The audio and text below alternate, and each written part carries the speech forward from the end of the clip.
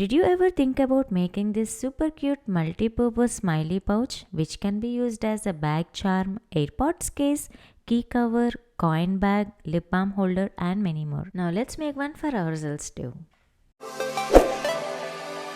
Hey guys, welcome to DIY Crafts. For this project I am using a Red Heart Super Saver yarn in yellow color to match with the smiley shade. It's a medium 4 weight 100% acrylic yarn. You can use any yarn of the similar category and a crochet hook of 3.5 mm. Now let us begin by making a magic circle. Take the yarn in your hand and make a circle as shown in the video. And now from the center of the circle, insert your crochet hook and pull up a working end from the center. Hold the loop on the hook and gently pull the starting tail end to adjust the size of the circle. Now hold the center with both your fingers and make chain 1. So that is the magic ring. Now let's start making a HDC in the center. Yarn over, insert the hook into the center, yarn over and pull up a loop from the center. Now you will have 3 loops on the hook, yarn over and draw the yarn out of all the 3 loops at a time. So that is the double crochet. In every row, whatever chain 1 we have, we are ignoring that chain 1 as a stitch. So here the first half double crochet is that first stitch in the row 1. To mark that, I have put a stitch marker on top of the first half double stitch. Again yarn over, insert the needle into the center, yarn over and pull up a loop, come out from the center. Again you will have 3 loops on the hook, yarn over and draw the yarn out of all the 3 loops at a time. That's the second half double stitch. Now this is the third half double crochet and we will continue to make 14 half double crochet stitches in the center. Put a count on each and every stitch and continue the work. And if you feel the circle is too big, you can pull the starting tail end to adjust the center. As of now we have completed 4 half double crochet. And that's the 5th one, 6 and likewise continue until you have 14 half double crochet stitches. So this is the 14th half double stitch. Let me show you the count. That's 3, 4, 5, 6, 7, 8, 9, 10, 11, 12, 13 and 14. Once you have cross-checked with the counting, remove the stitch marker and observe the stitch from which the stitch marker is coming out. So that V-shape, hold that V-shaped stitch like the first half double stitch and insert your needle into that stitch. So this helps us with the easy slip stitch. Now yarn over and come out of the stitch and the loop on your crochet hook. So in other words, we are making a slip stitch to combine it as a circle. So this is how your first row looks like. Now you pull the starting tail end tightly so that all the stitches in the center comes close to each other and the hole in the middle should be disappeared completely. There should not be any hole seen in the center and that much closely you have to pull the starting tail end. Now chain 1 and we'll start making a half double stitch in the first stitch. Yarn over and insert the needle into the same stitch from where you did your slip stitch. And now you'll have 3 loops on the hook and make your first half double stitch in your second row. And again, just like in the row 1, I'm putting a stitch marker in the row 2 on the top of the first half double stitch. Now in the next stitch, I'm making a half double crochet increase, which means making 2 half double crochets into the same stitch. So there are 2 stitches and this stitch is called as a HDC increase. Now for the for the second row, 1 stitch and 1 increase is the pattern and we are going to repeat that throughout the row for 7 times. So now I'm making it for the second repetition. That is the first half double stitch and then in the next stitch I'm making 2 half double crochets. So that's 2. That is the increase.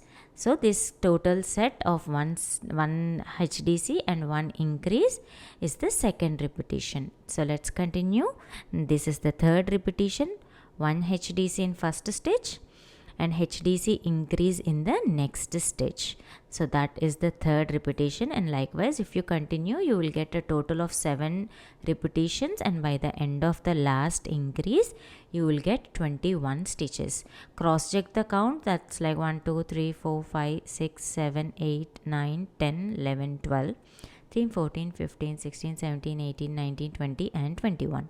That is how you will check the count after completing each and every row. Now remove the stitch marker, put your needle on top of the first stitch and then make a slip stitch. Just like how you have closed the row 1, you will close the row 2 as well. Now row 3 will begin with chain 1 and we will ignore that chain 1 as a stitch. Again we'll make a first half double stitch into the same stitch where we have done the slip stitch. So that is your first half double stitch in the third row, and I'm putting a stitch marker to mark the beginning of the third row. And for the third row the pattern is 2 HDC and 1 HDC increase. So we have done already 2 HDCs. In the next stitch I'm making a HDC increase. That is a HDC increase. So for this row 2 HDC and increase is the pattern, and we are going to repeat that for 7 times. So now this is the second repetition, that's 2 half double crochets. In the next stitch I am making a HDC increase, that is 2 HDCs into the same stitch. That is the second repetition, and likewise continue until you have completed 7 repetitions. And by the end of the 7th repetition you will have 28 half double stitches. So most people will get confused about this last stitch that you see at the base of the chain 1. That is the slip stitch. So you should not make any stitches on top of the slip stitch. Okay, you will not get any gap if you do the same way however I am showing it in the video. So this is how your pattern looks after completing the third row. Now let's start making the fourth row. Begin with chain 1, and now we are going to make 3 HDC and increase for the fourth row. So yarn over, insert the needle into the same stitch where we have done the slip stitch and make 1 HDC. So this is the first half double stitch of the fourth row. Again I'm putting my stitch marker back. So that is the first HDC. Now another HDC in the next stitch, that is 2, and one more in the next stitch, that is 3. And now 1 HDC in the next stitch and another HDC into the same stitch, that is a HDC increase. So 3 HDC and HDC increase, and we are going to repeat this set of stitches for 7 times. So this is the second repetition, 2 and 3. 3 HDCs are done, and now in the next stitch there should be an increase. So 1 and into the same stitch another HDC. That's an increase. So this completes the second repetition. Now continue this throughout the row until you get to the starting stitch, and by the time you get it, it's like 7 repetitions and you will get 35 stitches. You can check the counting before you do the slip stitch. Remove the stitch marker, and into that stitch where you have done the remove the stitch marker, make a slip stitch, and this closes the fourth row, and this is the shape of your circle. Now for the locking loop I am making chain 5, that's 2, 3, 4 and 5. Skip the next chain and into the later stitch insert your hook and make a slip stitch. Yarn over and draw the yarn from all the loops on your hook. So this will give you a little loop, and which we are going to use it as a locking loop. Now chain 1 and cut the excess yarn, leaving a tail end of 3 to 4 inches. Now you will have a loop on the hook, pull it out completely and make a knot. So the first circle is now completed. Now with the help of a tapestry needle we are going to weave in all the tail ends. So take the tail end into the tapestry needle and insert it onto the back side of the circle and hide the tail end into the nearby stitches, just like 4 to 5 stitches, and make sure that the needle is in the middle of the stitch. pull it out and then trim the excess thread close to the project. And the starting tail end that we have at the center with the magic thread, magic ring, first we have to make a simple knot to secure the magic ring, and then we will continue to weave in the tail end and we can trim off the excess thread close to the project, just like how we have done with the finishing tail end. So this completed the first circle, and we will repeat the same pattern from row 1 to row 4 to make the second circle.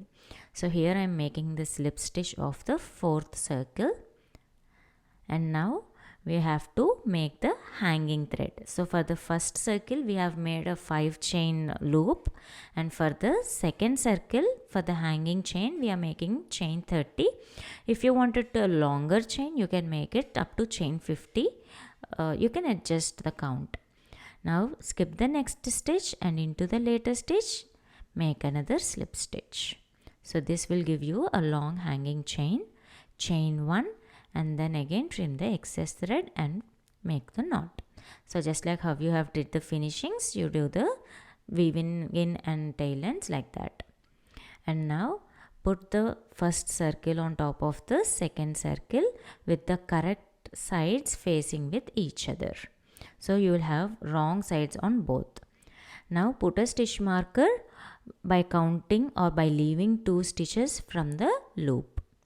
In the same way, the other side also count 2 stitches, and into the third stitch we put a stitch marker from the front, both in the front and back circles, so that we will know where to join these 2 circles.